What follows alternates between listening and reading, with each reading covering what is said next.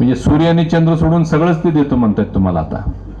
हे आंतरराष्ट्रीय दर्जाचं मी स्टेडियम बांधून देतो, ठिकठिकाणी मोठमोठे अद्ययावत दवाखाने बांधून देतो, महापालिकेच्या सगळ्या शाळा स्मार्ट शाळा करतो, महिलांसाठी आम्ही शौचालय बांधतो, मुलांसाठी सगळी क्रीडांगणं डेव्हलप करतो, सगळी उद्यानं अद्ययावत करतो. मला तुम्हाला प्रश्न विचारायचा आहे, 15 वर्ष त्यांना कोणी अडवलं होतं का?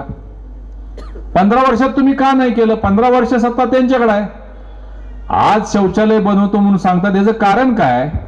अख्ख्या कोल्हापूर शहरामध्ये महिलांसाठी एकही पब्लिक टॉयलेट नाही आहे. 15 वर्षात जरी पब्लिक टॉयलेट बांधू शकत नसतील तर 1000 कोटीचं आंतरराष्ट्रीय दर्जाचं स्टेडियम हे कसे बांधणार? एवढं तर आपण समजून घेतलं पाहिजे का नाही? आणि मग अशा फसव्या घोषणा करायच्या. राहुल गांधींसारखंच आहे यांचं पण काम. राहुल गांधी तसंच करतात. काल ती केएमटीच्या बसमध्ये गेले. काल सतेज पाटील माजी पालकमंत्री केएमटी का, तर सामान्य माणसांचे प्रश्न मला जाणून घ्यायचे म्हणजे केएमटी मध्ये.